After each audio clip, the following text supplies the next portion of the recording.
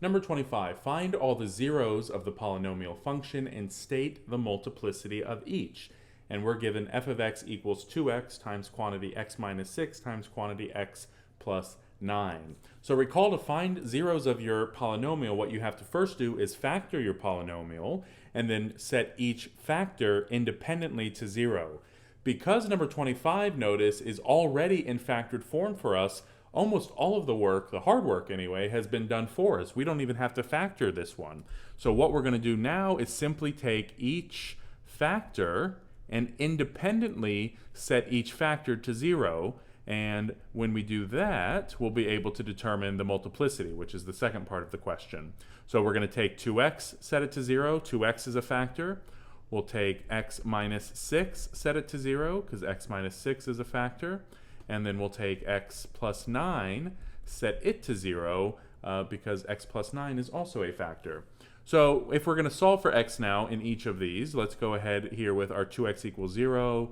We can divide by 2 on both sides, which leaves us x equals 0. Here in the middle, to get x all by itself, we'll simply add 6 to both sides. That leaves us with x equals 6. And lastly, to get x by itself here, we'll subtract 9 from both sides, giving us x equals 9. And now that we found the zeros, we have to determine what their multiplicities are. Well, for the 0, 0, we can see that it only occurs one time, right? We have x equals 0 only occurring one time. So we would say that the multiplicity here is 1. It only occurs one time. How about x equals 6? Well, the 0, 6 being a 0, only occurs one time. Notice here we have x equals 0 and x equals negative 9. So neither one of those is a positive 6. So x equals 6 occurs only one time, which means it has a multiplicity of just 1. Here again, x equals negative 9.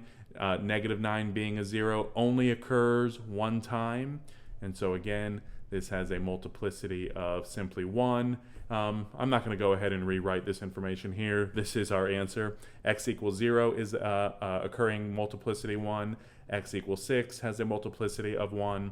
And x equals negative 9 has a multiplicity of 1. So again, what you have to do to find your zeros is first factor your given polynomial and then set each factor independently to 0. Because this was already factored for us, all we had to do was take each factor, set each factor independently to 0, and then determine its multiplicity.